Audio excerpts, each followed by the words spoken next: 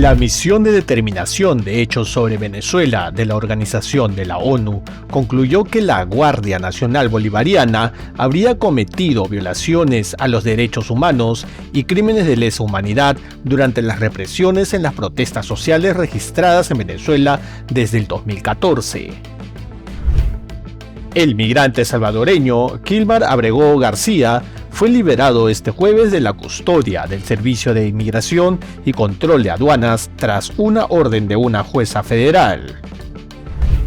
El presidente de Ucrania, Volodymyr Zelensky, dijo que Estados Unidos sigue presionando a Kiev para ceder grandes concesiones territoriales a Rusia en las negociaciones para terminar la guerra que, según la Casa Blanca, tienen a Donald Trump extremadamente frustrado. Las fuerzas de seguridad iraníes arrestaron el viernes de forma violenta a la ganadora del Premio Nobel de la Paz 2023, Nargis Mohammadi, durante la ceremonia en recuerdo de un abogado fallecido.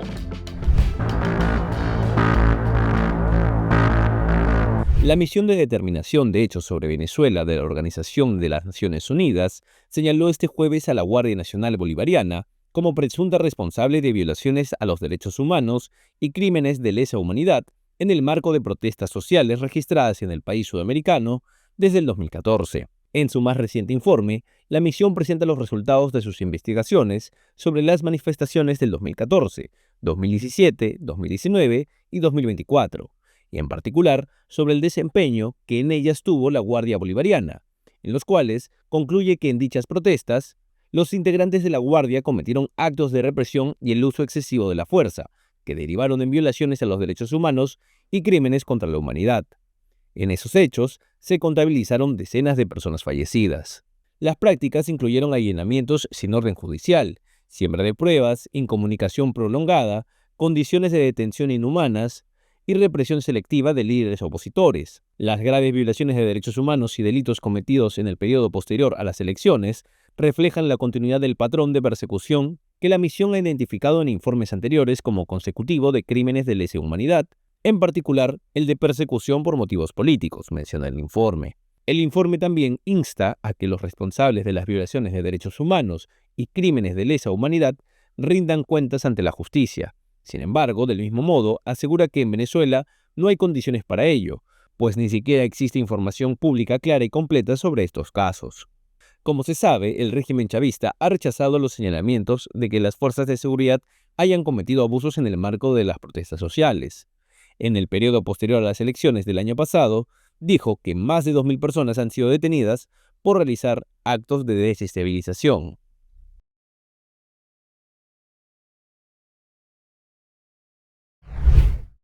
Según la agencia de noticias Reuters, Estados Unidos se estaría preparando para interceptar más buques que transportan petróleo venezolano, tras incautar una embarcación el miércoles, según información de este 11 de diciembre. Esta última acción estadounidense ha puesto en alerta a armadores, operadores y agencias marítimas involucradas en el transporte de crudo venezolano, y muchos estarían reconsiderando si zarparán o no de aguas venezolanas en los próximos días, según fuentes navieras. El gobierno venezolano afirmó esta semana que la incautación estadounidense constituyó un robo. Al ser preguntada sobre si la administración Trump planea más incautaciones de buques, la portavoz de la Casa Blanca, Karoline Leavitt, declaró a la prensa que no haría declaraciones sobre futuras medidas, pero que Estados Unidos continuaría aplicando las políticas de sanciones del líder republicano. No nos vamos a quedar con los brazos cruzados viendo cómo los buques sancionados navegan por los mares con petróleo del mercado negro, cuyas ganancias alimentarán el narcoterrorismo de regímenes corruptos e ilegítimos en todo el mundo, declaró. Según las fuentes consultadas por Reuters, Estados Unidos ha elaborado una lista de varios buques sancionados para su posible incautación. El Departamento de Justicia y el de Seguridad Nacional de Estados Unidos habían estado planeando las incautaciones durante meses, según dos personas consultadas por Reuters. Paralelamente, el Departamento de Tesoro de Estados Unidos anunció este jueves la imposición de sanciones a 6 superpetroleros, que según los documentos internos y datos de monitoreos de buques, cargaron crudo recientemente en Venezuela, y a 4 venezolanos, incluidos 3 familiares de la primera dama del país, Cilia Flores.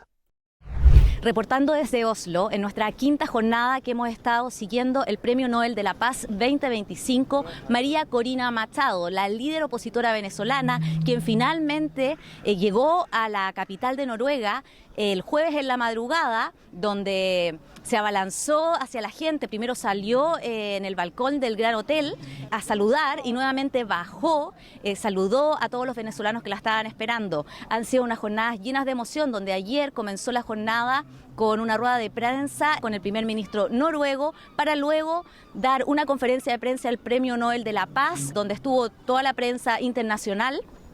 Y ella actualmente se encuentra aquí en el Gran Hotel de Oslo, disfrutando de su familia. Hoy se ha tomado el día relajado, en la mañana se encontró con la monarquía de Noruega. Aún no se sabe cuáles son los pasos a seguir, pero sí amigos cercanos a María Corina nos dirían que por el momento no tiene planeado visitar España ni hacer una gira por Europa, sino mentalizarse para el regreso a Venezuela, donde todos señalan que sería muy pronto.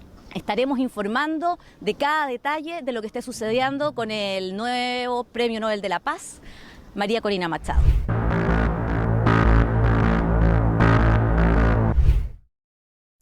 El migrante salvadoreño Kilmar Abrego García fue liberado este jueves de la custodia del Servicio de Inmigración y Control de Aduanas tras una orden de una jueza federal. La jueza del distrito Paula Sinis aseguró que desde su regreso de la detención ilegal en El Salvador, Abrego García había sido detenido nuevamente sin la debida autorización legal. Por esta razón, el tribunal concede la petición de Abrego García para su liberación inmediata de la custodia del ICE. Dado que Abrego García ha estado detenido por el ICE, para llevar a cabo una deportación a un tercer país sin una orden de deportación legal, su solicitud de liberación es procedente. El equipo legal de Abrego García lo recogió este jueves del centro de detención en Pensilvania, según su abogado Simón Sandoval. La deportación de Abrego García había sido el centro de una tensa batalla legal que ha incluido enfrentamientos entre la jueza y el Departamento de Justicia. Este caso también se ha convertido en un símbolo de la política migratoria restrictiva del gobierno de Trump y su postura agresiva para deportar a inmigrantes a países lejanos. La portavoz del Departamento de Seguridad Nacional, Tricia McLaughlin, criticó duramente la orden de Sinis y sugirió que el gobierno apelará. Esto es activismo judicial descarado por parte de una jueza nombrada por Obama, dijo McLaughlin. Esta orden carece de fundamento legal válido y seguiremos luchando contra ella con todas nuestras fuerzas en los tribunales. Abrego García fue devuelto a Estados Unidos en junio, tras una tensa batalla legal por su deportación injusta. A su llegada, las autoridades estadounidenses lo acusaron presuntamente de ayudar a introducir inmigrantes indocumentados al país. Se declaró inocente y estuvo brevemente detenido en Tennessee, por los cargos antes de ser liberado en agosto. No obstante, fue inmediatamente puesto bajo custodia de las autoridades migratorias y desde entonces el gobierno ha intentado deportarlo a varios países africanos con los cuales no tiene vínculo alguno. Cabe señalar que si bien fue puesto en libertad, Abrego García sigue bajo estrictas condiciones de libertad previa al juicio impuestas por el juez federal que supervisa un caso penal de tráfico de personas en Nashville. Estas condiciones, que entran en vigor una vez que sea liberado de la instalación en Pensilvania, incluyen estar bajo la custodia de su hermano en Maryland y no poder viajar fuera del estado sin permiso de un tribunal de Tennessee. Tampoco puede salir de su residencia excepto para ir a trabajar, asistir a servicios religiosos, acudir a un profesional médico o presentarse ante el tribunal. Días de lluvias torrenciales en el estado de Washington causaron inundaciones históricas que han dejado familias atrapadas en los tejados, cubrieron puentes y arrancaron al menos 2 casas de sus cimientos. Los expertos han advertido que las inundaciones previstas para este viernes podrían ser catastróficas. La mayoría de los ríos desde la frontera con Canadá hasta el suroeste de Washington se encuentran en una fase de inundación. Se prevé que varios superen récords de agua, como el río Skagit, que podría exceder la inundación de 1990, cuando su caudal subió hasta 1.2 metros. La Guardia Nacional del Estado de Washington ha sido activada, así como el Cuerpo de Ingenieros del Ejército, para ayudar en evacuaciones tras inundaciones en áreas rurales. Al menos unas 75,000 personas están en riesgo de una inundación en el condado de Skagit, por lo que las autoridades mantienen una alerta de posible evacuación. Las inundaciones afectaban a grandes partes del estado, como varios puentes sumergidos y algunas carreteras principales anegadas o destruidas. Algunas de esas vías no tenían rutas alternativas ni un tiempo estimado para la reapertura, incluyendo gran parte de la estatal 410. En el norte, cerca de la frontera con Canadá, las ciudades Sumas, Lusac y Everson fueron evacuadas tras anegarse. Las autoridades cerraron el cruce fronterizo en Sumas y Amtrak suspendió los trenes entre Seattle y Vancouver. El alcalde de Sumas, Bruce Bush, dijo que gran parte de la ciudad ha quedado devastada por las crecidas, apenas 4 años después de otro similar episodio. Como se sabe, algunos episodios de lluvias torrenciales se han atribuido al cambio climático. Los científicos sostienen que sin un estudio específico no se puede vincular directamente el fenómeno meteorológico único al cambio climático, pero en general es responsable de tormentas extremas más intensas y frecuentes, así como de sequías, inundaciones e incendios forestales.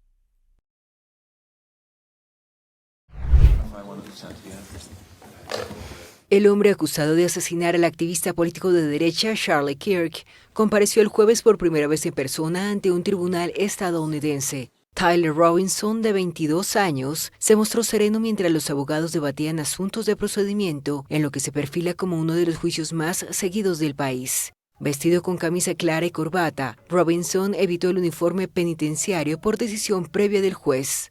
El caso ha generado una intensa polarización desde el asesinato de Kirk, ocurrido en el campus de una universidad en Utah, un hecho que desató indignación entre sectores conservadores y llevó al presidente Donald Trump a advertir sobre una ofensiva contra la izquierda radical. Tras una búsqueda intensa, Robinson fue detenido un día después del ataque, cuando su familia lo convenció de entregarse tras reconocerlo en fotografías difundidas por la policía. El acusado se enfrenta a la pena de muerte si es declarado culpable del asesinato. Según las autoridades, Robinson disparó desde la azotea de un edificio frente al campus, motivado por las opiniones del influyente activista. La investigación incluye mensajes de texto con su compañero de piso, descrito como un varón biológico en proceso de transición de género, en los que Robinson habría dicho estar harto del odio de Kirk.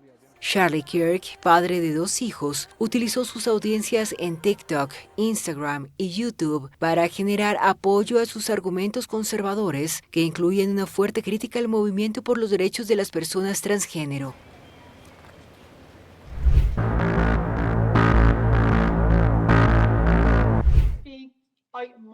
Las fuerzas de seguridad de Irán arrestaron el viernes a la ganadora del Premio Nobel de la Paz 2023, Narges Mohammadi. La fundación que lleva su nombre indicó en la red X que Mohammadi fue detenida violentamente junto con otros activistas durante la ceremonia en recuerdo a Khosrow Ali-Khordi, un abogado encontrado muerto en su oficina la semana pasada. Su abogada francesa, Kirin Ardakani, confirmó la información a la France Press.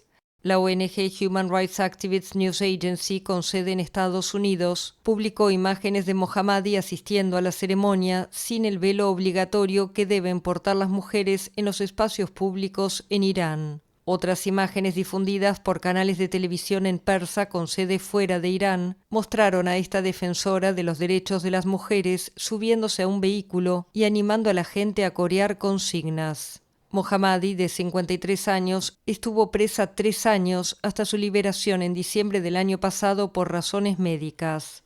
Su equipo legal había advertido que podía volver a ser arrestada en cualquier momento y que no podía abandonar el país.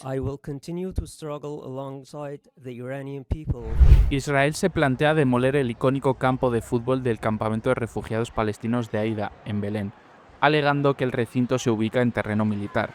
Las autoridades locales arriendan el terreno desde hace 2 décadas al Patriarcado Armenio de Jerusalén, que les cede su propiedad para que los menores disfruten de actividades recreativas. Además, hace un mes, soldados israelíes colocaron un aviso a la entrada del recinto para notificar a los habitantes del campamento que se barajaba su demolición, porque no contaba con los permisos correspondientes y por supuestamente estar violando regulaciones militares. AOD Sports Academy es el equipo de fútbol base que utiliza la instalación deportiva y cuenta con 250 jugadores de entre 6 y 19 años, alguno de los cuales ha llegado a las categorías inferiores de la selección palestina. El campamento de refugiados de Aida, con 75 años de historia ligada al conflicto entre Israel y Palestina, pasó de las tiendas de campaña a casas y pequeños edificios de hormigón. Sus residentes se preguntan por qué ahora las autoridades israelíes se plantean la demolición del recinto deportivo donde ningún niño hace daño a nadie.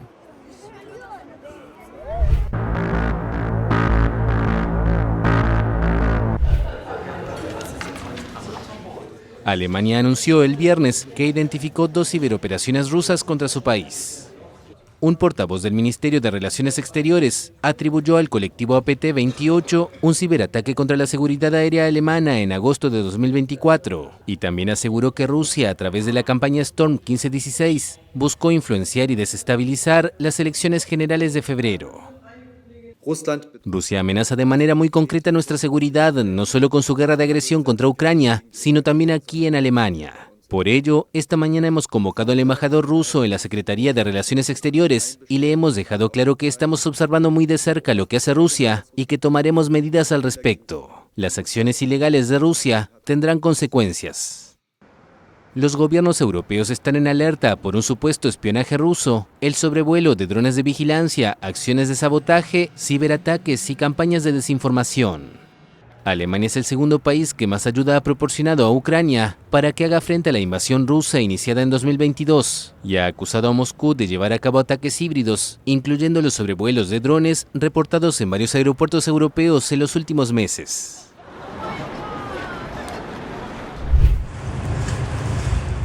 Drones ucranianos atacaron la ciudad rusa de Tver, a unos 180 kilómetros de Moscú. El gobernador regional interino señaló que 7 personas resultaron heridas y una veintena de habitantes tuvieron que ser evacuados debido a los daños causados a un edificio residencial. La agencia oficial TASS reportó que la caída de los restos del dron provocó un incendio en un apartamento y destrozó las ventanas de otros. Ucrania sufre bombardeos rusos casi diarios que afectan a todo su territorio desde el inicio de la ofensiva a gran escala de Moscú en 2022. Por su parte, Kiev lleva a cabo regularmente ataques con drones en Rusia y afirma que su objetivo principal son las infraestructuras militares y energéticas. Moscú anunció el jueves que había derribado más de 300 drones ucranianos durante la noche, uno de los ataques más intensos de Kiev que afectó a cientos de vuelos en la capital rusa.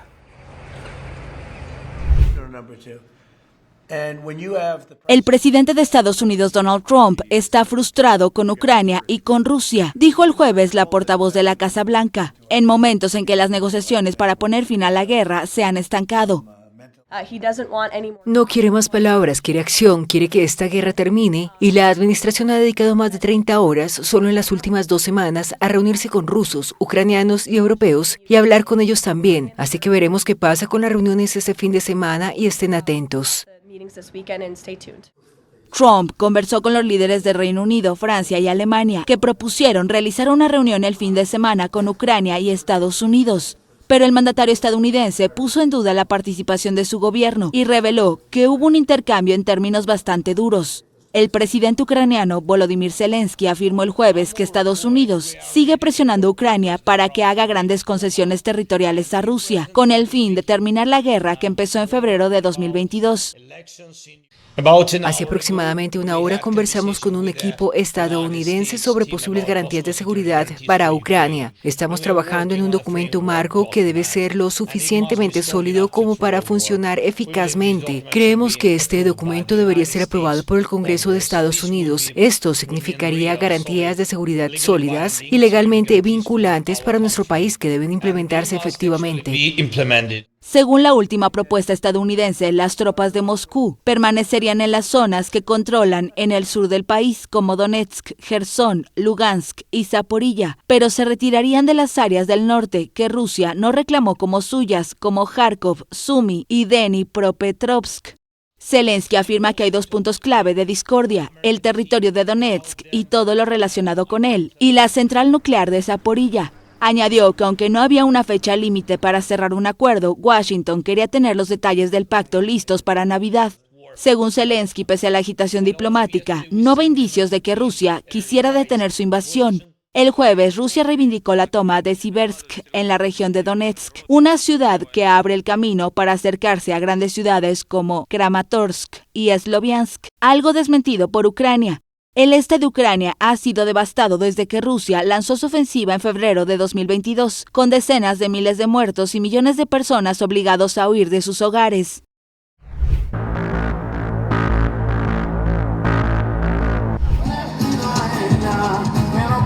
A 3 días del balotaje presidencial en Chile, los dos candidatos, el ultraderechista José Antonio Kast y la izquierdista Janet Jara, cerraron sus campañas apelando a la seguridad, la principal preocupación del electorado.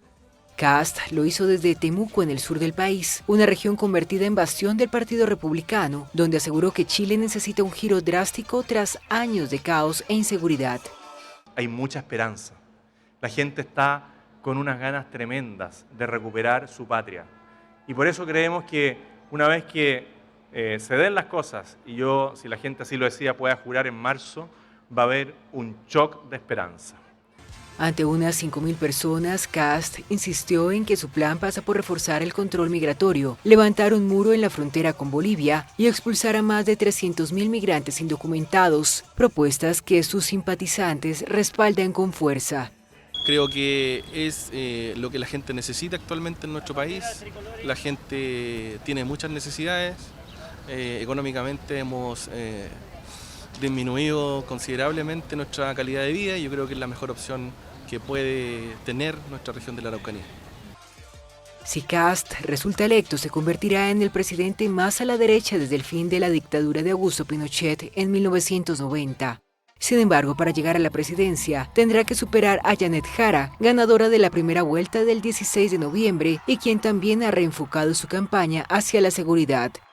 La exministra del Trabajo llenó una plaza en Puente Alto, en el sur de Santiago, donde prometió reforzar a la policía e intervenir 100 barrios para frenar el narcotráfico. En la última década, la tasa de homicidios en Chile aumentó un 140% según cifras oficiales.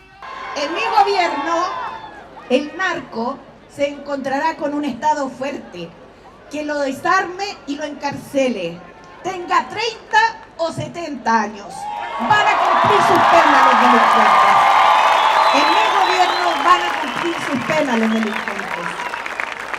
Además, Jara propone aumentar el salario mínimo a casi $800, 250 más que el actual, y ha hecho campaña defendiendo su agenda social, advirtiendo que un eventual gobierno de Kast implicaría retrocesos en derechos laborales y en educación pública, una preocupación compartida por parte de sus seguidores.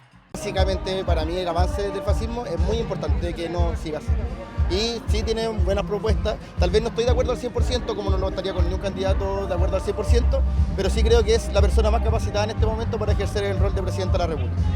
El país llega hacia las urnas dividido y marcado por el temor a la delincuencia. Las encuestas proyectan una ventaja clara para Kast, pero ambos candidatos apuran las últimas horas para movilizar a un electorado que decidirá quién gobernará Chile a partir de marzo.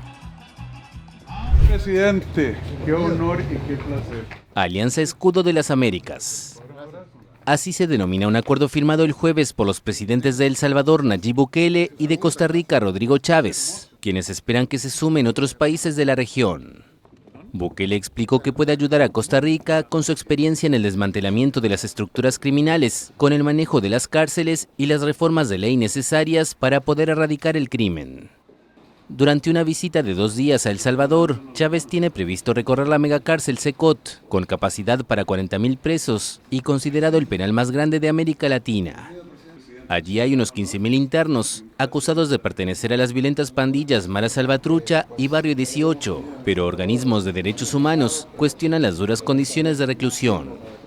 Chávez, quien enfrenta un proceso en el Congreso que podría llevarlo a la destitución, dijo que en su país le acusan de pichón de dictador porque quiere erradicar el crimen. Y expresó su deseo de que se cambien las leyes para que los ciudadanos salgan de las cárceles de sus casas y los criminales se queden en la cárcel. Bukele le declaró la guerra a las pandillas en 2022, amparado en un régimen de excepción que permite detenciones sin orden judicial y que es criticado por organismos humanitarios. El Salvador acumula poco más de 90.000 presuntos pandilleros detenidos, según las autoridades, aunque unos 8.000 fueron liberados por falta de pruebas. Los diputados de Austria aprobaron el jueves la prohibición del velo en las escuelas para las niñas menores de 14 años. La prohibición entrará plenamente en vigor en septiembre y en situaciones de infracción reiterada, los padres podrían enfrentarse a multas equivalentes a entre $175 y $935. Ninguna niña en Austria debe aprender o crecer con la idea de que hay que ocultar el cuerpo. Todas las niñas en Austria deben crecer libres, visibles y sobre todo con autonomía. Solo los diputados ecologistas votaron en contra del proyecto, al que consideran inconstitucional. Un primer intento de prohibir el velo en las escuelas, impulsado en 2019, fue anulado un año después por el Tribunal Constitucional, que lo consideró discriminatorio. Sin embargo, el actual gobierno conservador, que defiende este proyecto de ley en nombre de la protección de niñas y adolescentes, estima que esta vez la normativa cumple con la Constitución. Para Amnistía Internacional Austria, la medida constituye una discriminación flagrante contra las niñas musulmanas y podría alimentar los prejuicios y estereotipos existentes hacia los musulmanes. El primer ministro de Tailandia disolvió el parlamento. La medida, que allana el camino para celebrar elecciones generales, tiene lugar mientras los enfrentamientos con Camboya, derivados de una disputa territorial de décadas sobre templos antiguos, han vuelto a estallar en la frontera. Anutin Charnvirakul, del partido conservador Bom-Hai Thai, asumió el cargo en septiembre, después de que su predecesor fuera destituido por un tribunal por violar el código de ética. Aunque ya había prometido disolver el parlamento, no se esperaba que tomara la decisión hasta después de Navidad. He preparado el borrador del decreto de disolución de la Cámara desde el primer día en que fui nombrado, hace solo 2 meses. Según la Gaceta Real, que citó un informe del primer ministro, la medida se tomó por los múltiples retos con los que ha de lidiar el gobierno minoritario, incapaz de administrar los asuntos del Estado de forma eficiente y estable. El Ministerio de Defensa camboyano afirmó que el ejército tailandés continuó bombardeando y disparando ametralladoras contra su territorio el viernes por la mañana.